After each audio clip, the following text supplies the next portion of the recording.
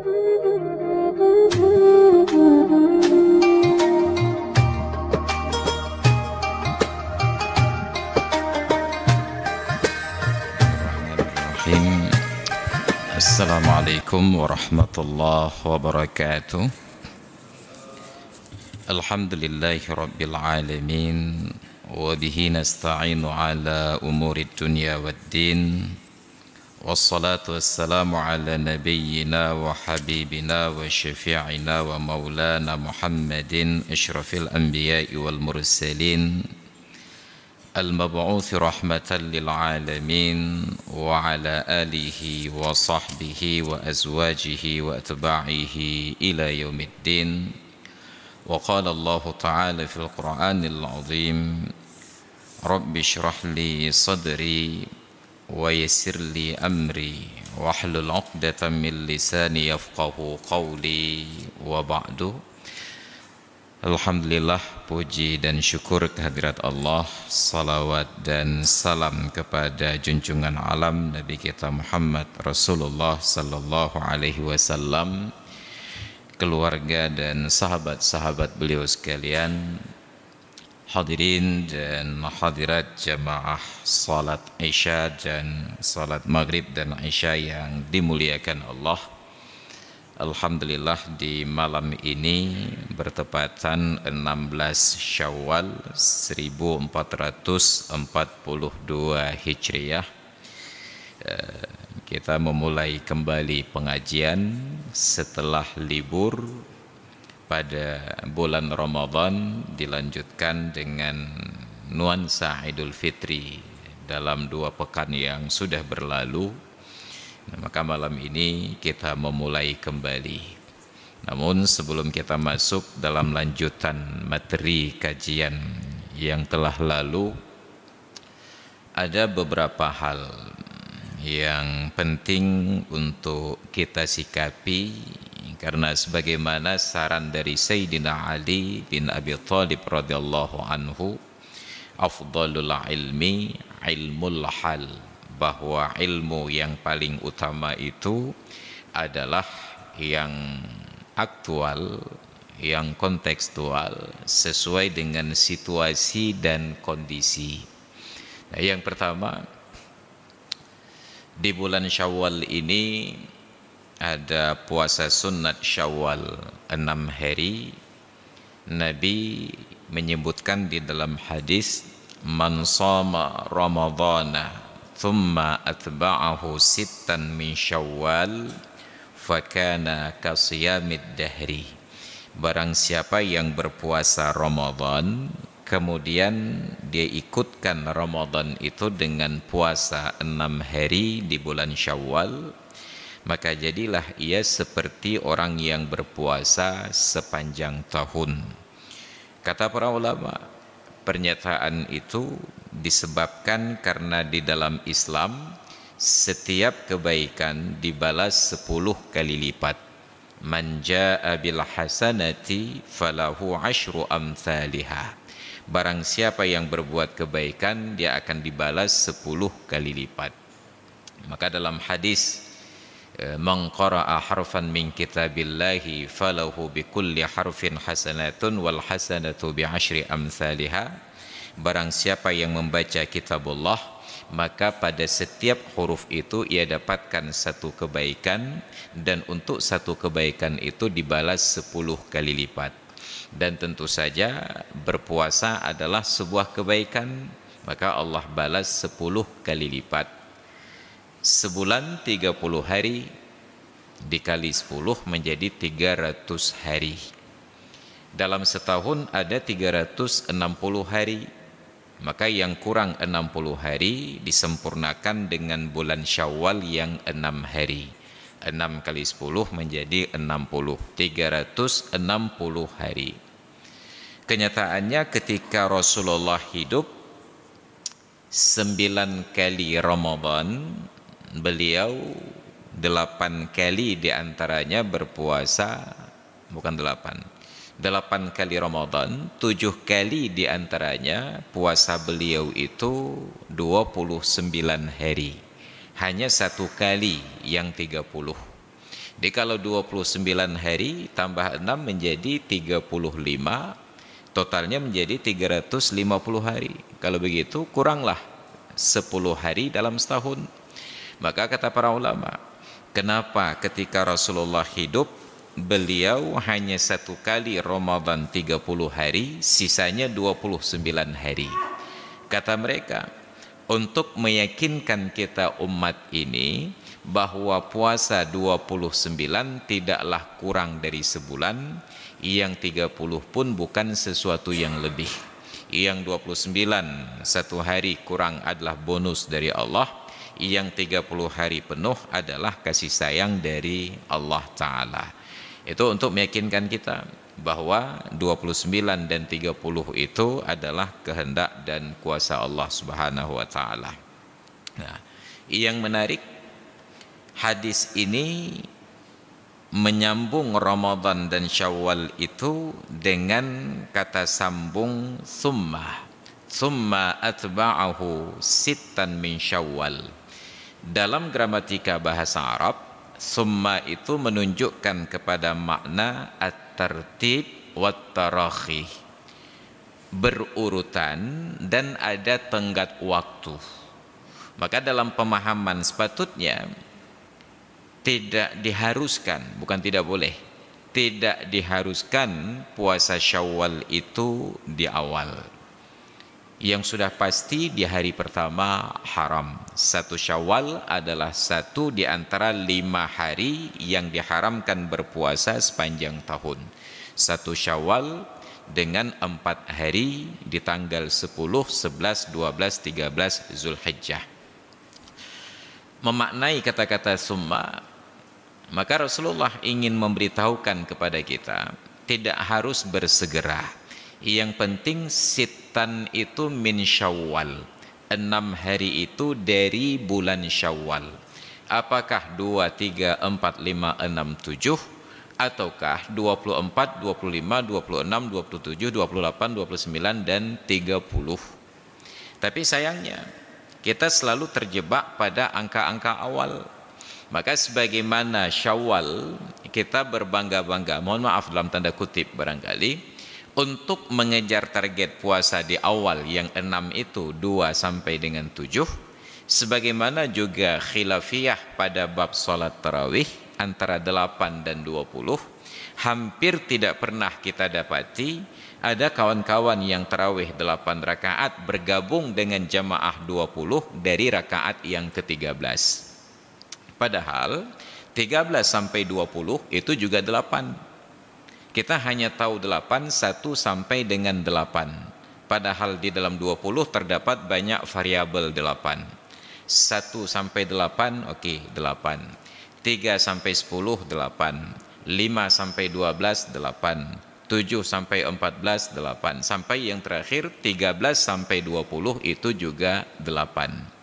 Tapi seolah-olah bagi kawan-kawan yang tarawih 8, kalau bukan dimulai dari angka 1, itu bukan 8 namanya. Itu namanya salat tarawih 13 sampai 20, bukan 1 sampai 8. Maka demikian pula puasa 6 di bulan Syawal itu Nabi tidak menyebutkan fa'atba'ahu sittan min Syawal. Kalau disebut menggunakan kata sambung huruf fa, itu litartib wa ta'qib, berurutan dan berikutan, segera ya. Ini yang harus kita pahami. Jadi kalau kita baca dalam kitab-kitab fikih, ada beberapa tulisan para ulama menyatakan bahwa puasa Syawal itu lebih baik di awal dari tanggal 2 sampai seterusnya. Kenapa? Alasan mereka ta'jilan lil khairi, untuk menyegerakan kebaikan. Baik tamu angin. Maka kita juga harus paham bahwa ibadat itu bukan hanya pendekatan fikih. Ibadat itu juga ada pendekatan tradisi. Apa pendekatan tradisinya? Dalam tradisi orang Arab, di Idul Fitri, mereka tidak berhari raya seperti kita, kecuali 1 hari saja di hari pertama. Hanya 1 hari. Di hari kedua, mereka kembali kerja. Tidak ada tradisi mudik seperti kita di hari raya Idul Fitri. Maka menyegerakan berpuasa 6 di awal bulan Syawal bagi mereka tidak masalah. Sedangkan kita di Indonesia ada tradisi mudik, dan itu terjadi di bulan Syawal, dan itu hanya berlangsung sampai 7 hari yang pertama. Berikutnya ada kegiatan balik, ada mudik dan ada balik. Jadi kalau kita berpuasa Syawal di awal-awal 2, 3 sampai dengan 7, apa yang terjadi? Di saat itulah kerabat-kerabat kita yang bertaruh nyawa pulang dari tempat yang jauh, menghabiskan harta, THR habis di jalan untuk bersilaturahmi, maka nuansa silaturahmi itu menjadi kurang berkesan, bahkan tidak berkesan. Kenapa? Karena setiap kerabat yang dikunjungi ternyata sedang berpuasa. Dan ketika kita bertamu ke rumah orang yang sedang berpuasa, yang sudah pasti jangan berharap dijamu makan siang. Mekerauh nak katagun. Nak jamu yang katagun. Dan yang kedua, saat disuguhkan sekedar minuman ringan saja berikut dengan kue dalam toples, kita pun menjadi tidak nyaman. Karena tamu yang beretika saat ditawarkan oleh tuan rumah ikut menawarkan balik. Bukankah demikian tradisi kita saat kenduri? Datang, duduk, dihidangkan makanan, lalu oleh perwakilan tuan rumah mempersilahkan kepada bapak dan ibu makanan yang sudah dihidangkan, silahkan untuk dicicipi. Hanya leluhat, dicicipi. Saya selalu mengkritik, jangan dicicipi, mubazir makanannya. Silahkan untuk diseop, itu baru selesai. Ini cicipi kan bacut cilet mentang, itu cicip namanya. Kita terlalu sopan sampai enggak mendapatkan makna. Begitu dipersilahkan, tentu para tamu ini dalam tradisi kita di Aceh ikut mengajak tuan rumah, spontan semuanya menjawab, dipersilahkan dengan segala hormat, tiga-tiga katanya. Jadi bahkan ketika sudah disebut kami persilakan dimulai dengan bismillah, tetap sigo-sigo. Maka saya khawatir kebiasaan menjawab sigo-sigo ini nanti terbawa-bawa.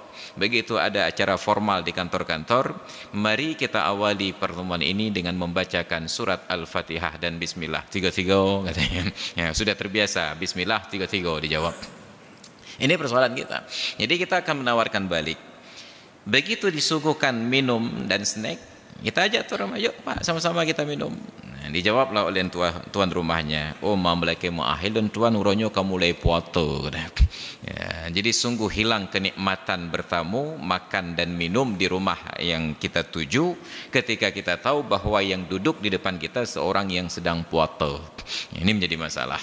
Nah, bahkan ada yang lebih mementingkan puasa daripada silaturahmi. Jadi demi memastikan puasa itu berlangsung khidmat sampai waktu berbuka, maka pintu rumah ditutup, pintu pagar dikunci, dipasang pamflet, mohon maaf sedang tidak menerima tamu.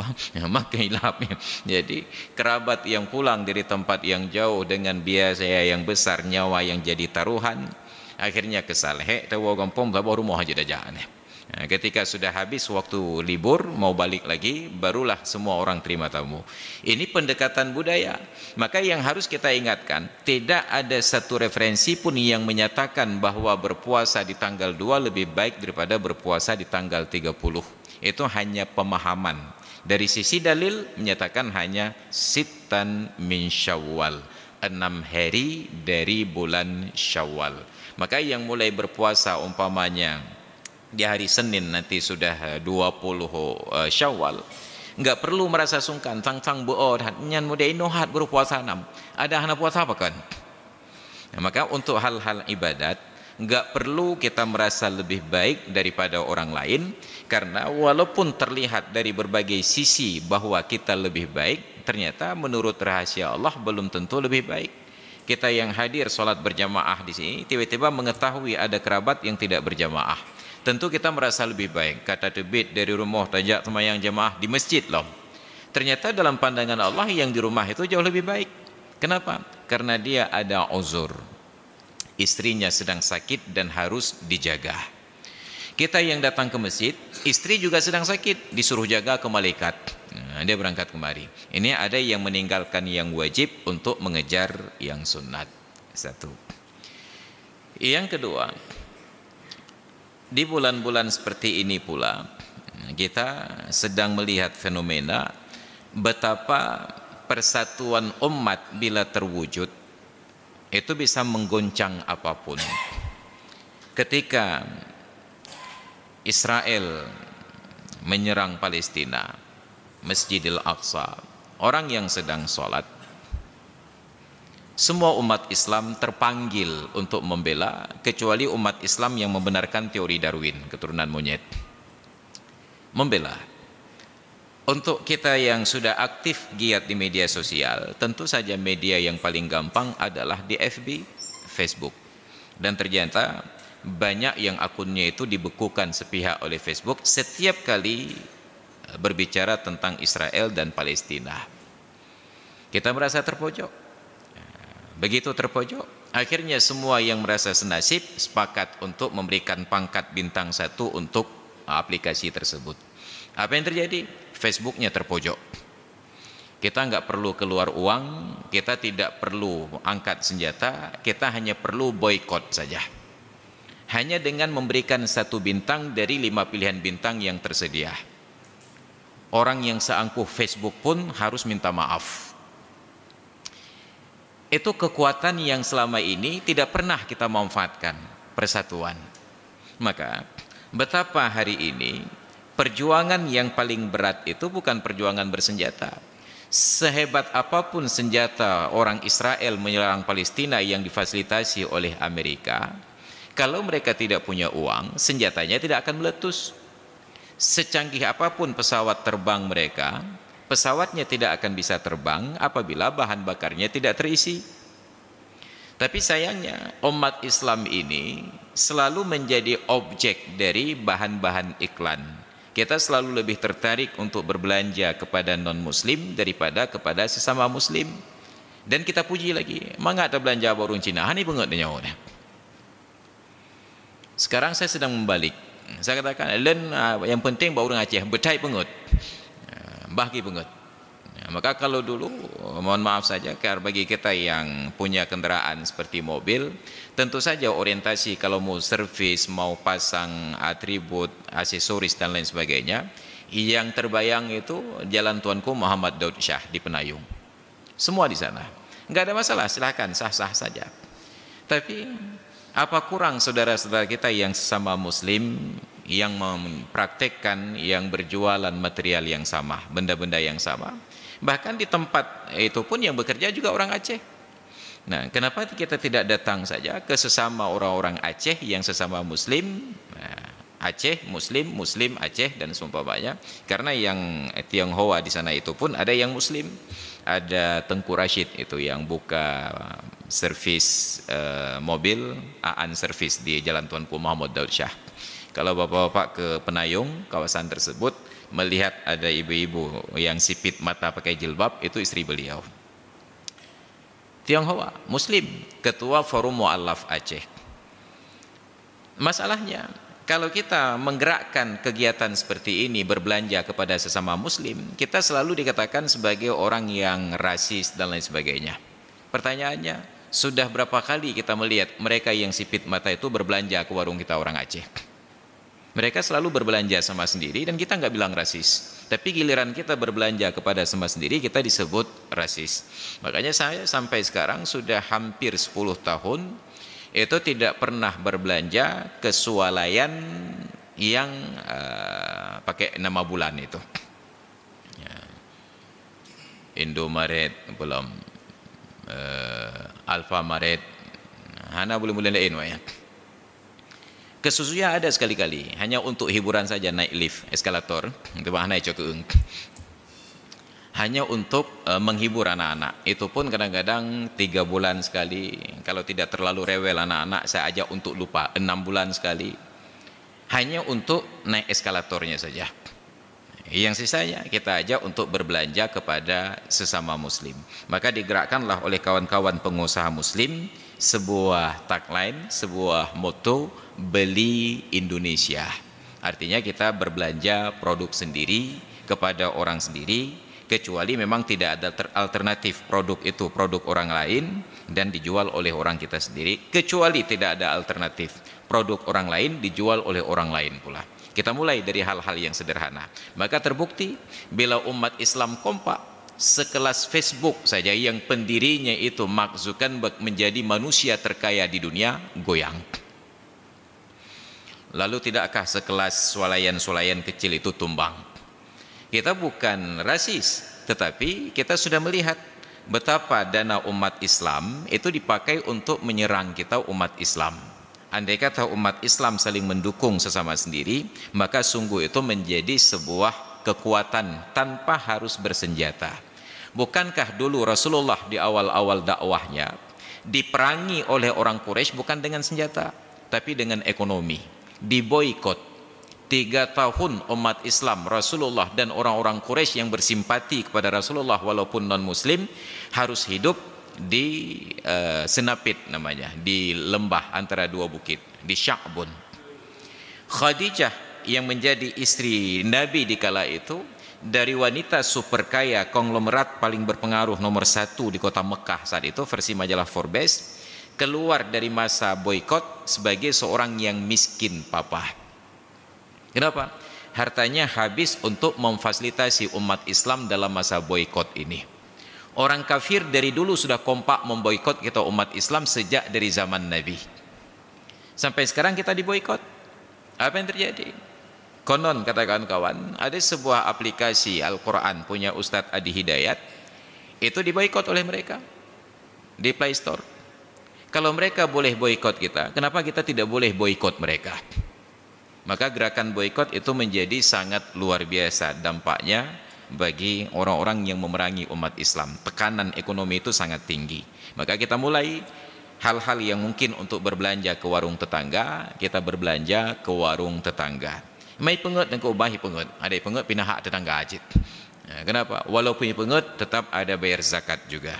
Makanya ada pengusaha-pengusaha muslim yang bertumbangan karena ketidakbijakan para pemimpin di dalam membuat peraturan, tidak memberikan proteksi.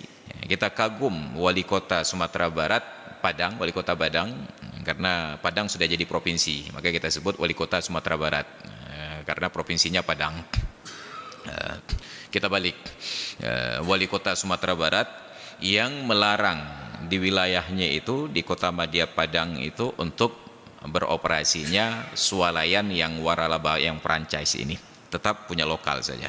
Tapi di Banda Aceh tidak demikian, di Aceh Besar tidak demikian, karena Bupati Aceh Besar dan Wali Kota Banda Aceh belum demikian. Baru ada di wilayah Kota Madya Cot Keung. Maka di Cot Keung itu nggak ada Alfamart dan Indomart, karena memang belum kualitasnya masuk ke sana. Tapi kita berusahalah untuk bagaimana kita berbelanja kepada sesama muslim. Insya Allah itu menjadi ladang dakwah bagi kita.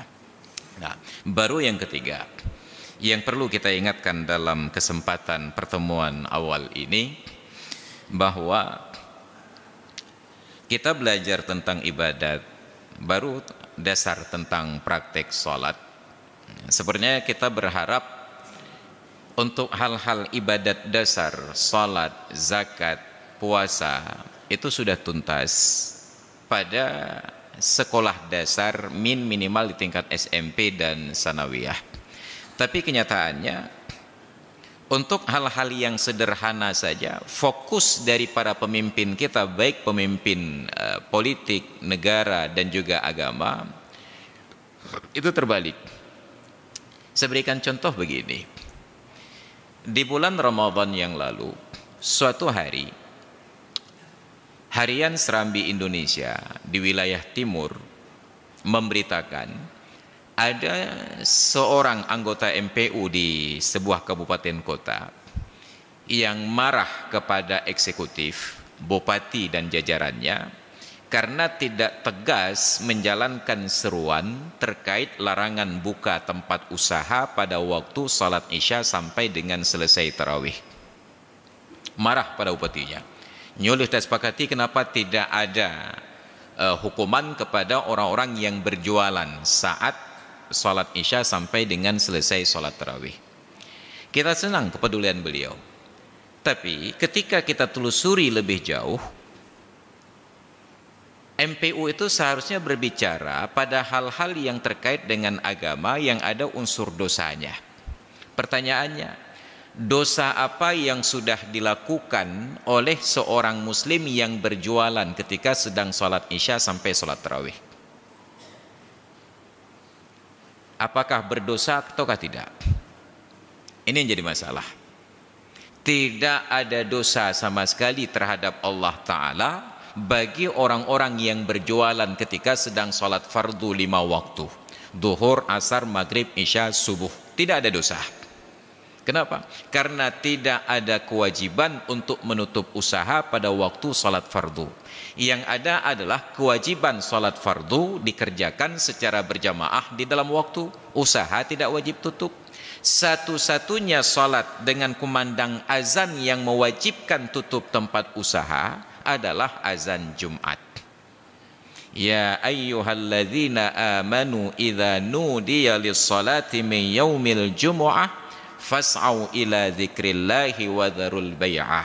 Wahai orang-orang yang beriman, bila kalian diseru untuk melaksanakan salat di hari Jumat, maka bersegeralah untuk mengingat Allah dan tinggalkanlah jual beli.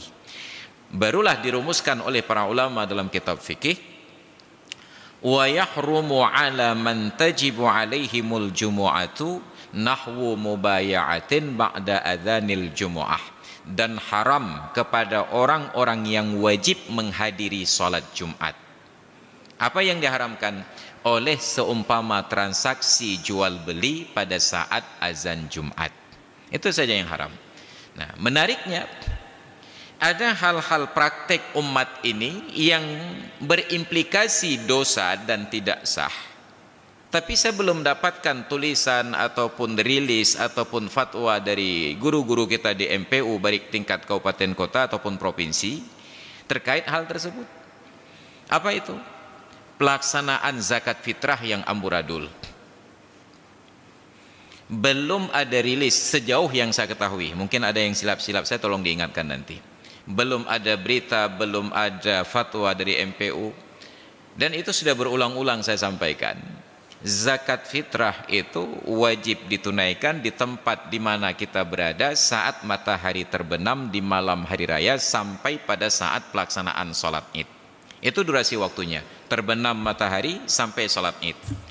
Kita yang tinggal di cat masjid, bayar zakat fitrah di sini terserah, mau dari tanggal 1 Ramadan sampai 29 Ramadan silahkan, sah-sah saja. Dengan catatan, buka puasa hari terakhir kita masih berada di sini. Tapi betapa banyak di antara kita yang mudik di hari terakhir Ramadan berharap buka puasa bersama dengan keluarga besar. Kita sudah bayar zakat di sini, tetapi tidak berada di sini sejak matahari terbenam sampai sholat id. Dan itu menurut pendapat yang masyhur tidak sah. Apa pendapat masyhur? Itu khilaf pendapat Imam Syafi'i dengan pendapat beliau sendiri. Pendapat pertama dalilnya kuat dan pendapat yang kedua muqabil masyhur dalilnya lemah. Tapi belum ada yang membicarakan persoalan ini. Dibiarkan saja berlarut-larut dan betapa banyak di antara kita yang zakatnya menjadi batal dan tidak sah. Na'udzubillah summa na'udzubillah. Maka untuk hal-hal demikian kita mencari khilaf. Saya akan merompok pendapat lain, lembung rupiah bahagia adat. Ini menjadi PR besar kita terkait praktek ibadat. Maka tentang ibadat inilah yang harusnya menjadi konsentrasi kita, bukan tentang prakteknya, tetapi ilmu dari materi praktek ibadat itu yang benar-benar harus mumpuni, sehingga apapun yang kita lakukan dari ibadat ini tidak lagi menjadi persoalan pada perbedaan-perbedaan, karena kita sudah saling memahami. Ini menjadi persoalan besar. Maka sebatas yang saya punya akses dan kewenangan untuk mengintervensi, membahasakan, itu sudah kita bahasakan. Maka dulu ketika menjabat Wakil Ketua Dewan Pengawas Baitul Mal Kota Banda Aceh, saya sudah menyarankan agar zakat fitrah di Aceh dan di Indonesia yang dikala itu dalam bentuk beras 2,5 kg dan dalam bentuk uang juga seharga 2,5 kg sejak 2012 itu berubah. dari 2,5 kg menjadi 2,7 kg, belakangan naik menjadi 2,8 kg. Kenapa? Karena prinsip dasar zakat fitrah itu disukat, bukan ditimbang. Disukat, namanya sukatan, bukan timbangan. Dan tentu saja konversi dari sukatan ke timbangan itu dipengaruhi oleh lembab dan keringnya benda. Beras itu bila kering maka satu sak itu akan ringan, tapi bila lembab satu sak itu akan terasa berat. Lembab dan kering, ini persoalannya. Maka dulu Nabi dan para ulama menggunakan ukuran sak, sukatan. Sedangkan kita sekarang lebih banyak menggunakan timbangan daripada sukatan, lebih banyak menimbang daripada menyukat. Sampai dalam setiap SK itu nggak ada sukatan, yang ada timbangan. Memperhatikan, menimbang, nggak pernah memperhatikan, menyukat. Dia kan menyukat, ini selalu memperhatikan, menimbang, memutuskan. Maka coba nanti sekali-kali diubah bahasanya, memperhatikan, menyukat, memutuskan. Nyampe saha SK. Kita sekarang lebih banyak kepada timbangan daripada sukatan. Maka siapa yang harus kita percaya? Otoritas yang mempunyai, orang yang mempunyai otoritas untuk mengkonversikan sukatan itu kepada timbangan. Dan itu bukan jenis sukatan kita. Nggak ada sukatan sak itu di Aceh. Yang ada di Aceh sak. Sak kita itu beda-beda. Ada beras satu sak 10 kilo, ada beras satu sak 15 kilo. Ini sak namanya. Sad, alif, ain. Sak, sa'un. Dr. Wahbah Zuhaili, Allahumma ghafir lahu, dalam kitab beliau Al-Fiqhul Islami wa Adillatuh, mencoba untuk mengkonversi. Beliau ambil sukatan bernama sak, beliau ambil beras diisi penuh, kemudian beliau tuang ke dalam timbangan, menghasilkan bobot 2,6, sekian kilogram. Dibulatkanlah menjadi 2,7 kilogram. Makanya dulu kita mengambil 2,7. Sekarang ternyata naik lagi menjadi 2,8 kilogram. Mungkin faktor lembab dan keringnya. Itu menurut Dr. Wahbah Zuhaili. Dan beliau juga merujuk pada tulisannya itu untuk melihat kembali kepada Fiqhuz Zakah, tulisan dari Dr. Yusuf Al-Qardawi. Ternyata juga 2,8 kilogram. Pertanyaannya, yang 2,5 kilogram berlaku seluruh Indonesia itu sukatan siapa?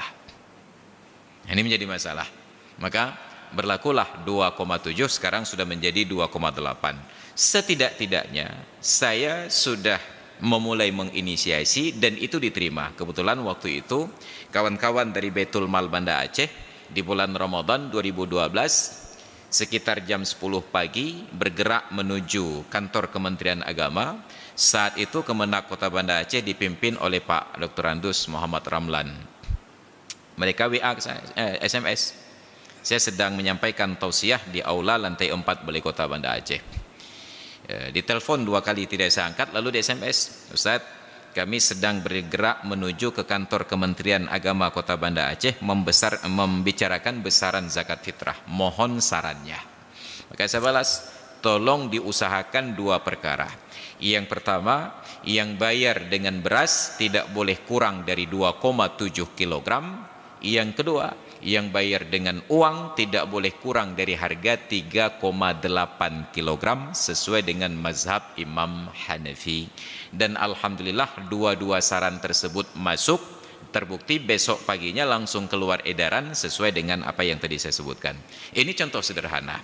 Maka dalam bentuk yang lain, saya sedang menggugat lagi. Salat Jumat, waktunya itu lapang. Sama seperti waktu salat duhur. Kalau sekarang ini habis waktu duhur itu pada jam 4 lewat 3 menit. Nabi tidak pernah disiplin salat Jumat itu di awal waktu. Beliau geser-geser. Makanya para ulama katakan, salat Jumat masih wajib dikerjakan dalam bentuk Jumat selama masih mungkin untuk melaksanakan 2 khutbah dengan 2 rakaat salat Jumat. Kalaulah khutbah itu hanya rukun-rukun saja, sekitar 5 menit selesai. Salat Jumat hanya 2 rakaat saja, 5 menit selesai. Okeylah 15 menit. Apabila di hari Jumat besok dari pagi turun hujan sampai jam 1 turun hujan, maka di masjid belum perlu berkumandang azan Jumat. Kenapa? Karena orang tidak mungkin hadir sedang turun hujan. Tunggu sampai nanti jam 2, belum juga reda hujannya. Sampai jam 3, belum reda hujan. Tunggu sampai jam 3:30, belum juga terlihat tanda-tanda hujan akan berhenti. Maka barulah saat itu masing-masing kita sholat duhur di rumah. Kita punya alasan untuk tidak datang ke masjid, sebab salah satu uzur menghadiri salat jamaah termasuk salat Jumat adalah karena hujan. Enggak mesti hujan lebat, asal hujan yang turun itu menyebabkan basah pakaian bahagian bawah, bukan atas, bawah. Kenapa? Karena ketika hujan turun terlalu gerimis barangkali, hujan itu tidak akan membasahkan bahagian atas, tapi akumulasi air hujan yang tertampung di bawah, saat kita berjalan kaki, percikannya itu membasahi bahagian bawah pakaian. Maka dibuat ukuran membasahi bahagian bawah pakaian, itu sudah menjadi uzur untuk menghadiri salat jamaah termasuk salat Jumat. Tapi pertanyaannya, pernahkah di Aceh dan di Indonesia kita mendengar kumandang azan Jumat pada jam 2? Karena jam 2 kabeh wa mendumet. Padahal ada di antara kita yang oleh tuntutan pekerjaannya tidak boleh meninggalkan posko pada waktu berkumandang azan Jumat. Tentera, polisi, satpam umpamanya tetap harus berada di posnya. Mereka kondisi siaga perang. Andai kata ada satu masjid saja yang berinisiatif untuk tampil beda, umpamanya masjid kita Al-A'la ini, kita buat syiar bahwa di Masjid Al-A'la setiap hari Jumat akan dikumandangkan azan dan pelaksanaan sholat Jumat jam 2. Maka insya Allah kawan-kawan kita yang harus bekerja, polisi, tentera, satpam tadi, mereka akan nyaman melakoni pekerjaannya. Kerja awak kahile temayang ju. Kami tunggu kalian pulang, nanti ganti posisi, ganti shift, kami akan sholat Jumat di Masjid Al-A'la, cut masjid. Tapi tidak ada yang mempraktekkan demikian. Dan tidak ada seorang guru kita pun yang membicarakan demikian. Yang selalu dibicarakan, berapalah gajimu sampai engkau tinggalkan salat berjamaah di awal waktu. Cang-cang pohle tetap yang luhu berjamaah tamang duraka deh. Ini persoalan tentang persepsi, bagaimana memahami agama yang mudah menjadi sulit gara-gara salah kita memahami. Makanya di bulan Ramadan kemarin saya selalu mendakwahkan, kenapa salat Isya bulan Ramadan harus azan Isya itu jam 8 tepat? Bukankah banyak di antara kita yang perlu istirahat? Jadi terjadilah persoalan pada saya, 19 Ramadan malam Ahad, saya buka puasanya di Janto. Ada undangan buka puasa dan ceramah dari Ketua DPRK Janto, Aceh Besar. Salat Isya dan tausiahnya di Masjid Raya Baitur Rahman. Bayangkan buka puasa di Janto, salat Isya di Masjid Raya Baitur Rahman. Selesai buka puasa, saya langsung pamit, tapi karena bukan jarak tempuh musafir, tidak ada pilihan kecuali salat maghrib di Masjid Al-Munawwarah Janto. Saya keluar dari masjid itu jam 7.34 menit dan harus berada di depan pintu Masjid Raya Baitur Rahman jam 8 tepat sebelum berkumandang qomat. Hanya tersisa 26 menit dari Masjid Al-Munawwarah Janto sampai ke Masjid Baitur Rahman Banda Aceh, jarak tempuh 45 km. Barulah malam itu saya rasakan manfaat jalan tol. Masuk jalan tol, kecepatan di atas 120 km per jam. Itu kalau bukan sampai ke Masjid Raya, insya Allah sampai ke akhirat. Tembus gede. Tapi semulus apapun jalan tol, dia berakhir di Belang Bintang, bukan di Peniti. Belang Bintang ke Masjid Raya Baitur Rahman itu 15 kilo. Kalau subuh bisa kebut, tapi itu jam ketika semua orang keluar untuk salat Isya dan Tarawih. Maka saya harus terapkan semua kemampuan tertinggi untuk kebut-kebutan. Makanya saya sudah sampaikan ke kawan-kawan polisi, menyangkalan bala-bala betak perempuan. Itu sedang kejar-kejaran. Alhamdulillah selamat sampai di depan pintu imam Masjid Raya Baitur Rahman 1 menit menjelang qomat. Terengah-engah. Disambut oleh panitia masjid dengan nada menggugat walaupun niatnya basa-basi. Telat hal kau dengku. Mahan sakit hati tu kan. Medih kau benar hiburan, ana pun kadang-kadang kun JJI le. Mengat hati dia. Nyoka het nyoka terdepu telat ke pingat lam telat hak kau dengku. Maka keluarlah bahasa cut keung saya. Awakkah angkat tahan? Kenapa tidak sanggup saya tahan emosi? Kenapa harus terburu-buru? Ini menjadi persoalan.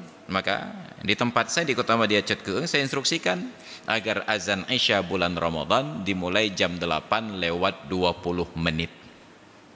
Ada 8 dan ada 20. Ya, alhamdulillah. Enggak ada masalah.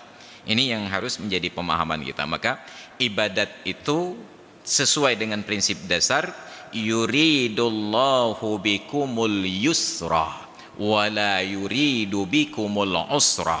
Allah inginkan kemudahan-kemudahan kepada kalian dan Allah tidak inginkan adanya kesulitan. Wa ma ja'ala 'alaikum fid dini min harajin. Allah tidak menjadikan untuk kalian di dalam mempraktikkan agama ini adanya haraj. Haraj itu bahasa Arab. Diterjemahkan ke dalam bahasa Aceh menjadi arat. Arat, sempit. Hai pekan kita maulam arat dat. Artinya sangat sempit, pas-pasan. Agama ini selalu diberikan ruang, kecuali bulan Ramadan. Puasanya itu yang tidak ada ruang. 30 hari Ramadan, 30 hari puasa. Enggak ada cerita Umar beta cok tanggal 1, tanggal 2 ada cok untuk. Enggak bisa karena tanggal 1 sampai tanggal 30. Itu yang tidak ada toleransi. Hanya diberikan sedikit ruang uzur bagi orang-orang yang tertentu. Maka hadirin sekalian yang dirahmati Allah, kewajiban kita sekarang adalah bagaimana menjadikan praktek agama ini benar-benar sesuai dengan semangat dasarnya al-hanifiyyatus samhah, cenderung kepada kebenaran dan juga penuh dengan toleransi. Pertanyaannya, kenapa disebut cenderung kepada kebenaran? Kenapa tidak langsung benar saja? Karena hakikat kebenaran hanya milik Allah Ta'ala. Sedangkan kita memilih kecenderungannya. Sepertinya ini lebih benar. Makanya ruang fikih itu enggak ada yang mutlak. Semuanya adalah ruang untuk ijtihad. Samhah, ada ruang toleransi. Jadi yang kita khawatir sekarang, termasuk salah satunya adalah pada kanun LKS, bukan substansinya, tetapi aplikasinya. Ketika dengan alasan syariat Islam, ketika azan berkumandang, bank-bank tidak lagi melayani nasabah, SPBU tutup. Saya nggak tahu nilai syariat apa yang sedang diterapkan kalau SPBU tutup ketika azan berkumandang. Saya tidak tahu dasar syariat apa yang diterapkan ketika azan berkumandang, nasabah tidak lagi dilayani oleh petugas bank. Di mana nilai syariahnya? Oh, ini karena sudah berkumandang azan. Tadi kita sudah awali, tidak ada kewajiban berhenti berniaga ketika berkumandang azan kecuali untuk salat Jumat. Yang ada adalah ketika sudah masuk waktu salat, usahakan salat itu di dalam waktu secara berjamaah. Artinya, ada uzur-uzur untuk tidak harus di awal. Datang tamu ke rumah saat berkumandang azan zuhur, kita sudah pakai kain sarung, sajadah di atas bahu, sudah pakai peci, katruk bak pintu rumah, tiba-tiba begitu buka pagar, ada mobil BE berhenti. Ternyata tamu datang dari Singkil. Ini cibayang motor BE dari Singkil ke ya. Biren Express yang berangkat dari Singkil. Turun ingin bertamu ke rumah kita. Dan yang hom jak apa? Cik jak bak drone dengku. Oh kapah tak nepiuh-piuh lah motor le tiat leng kena jak semayang le. Ya, nepiuh-piuh ikut dari Singkil jak tengah mumang tat. Nepiuh-piuh lah motor leng kena jak semayang le. Mah tengok untuk menyona tinggal luar. Menyona tinggal. Menyona kakak duduk je lah motor meratip-meratip je le.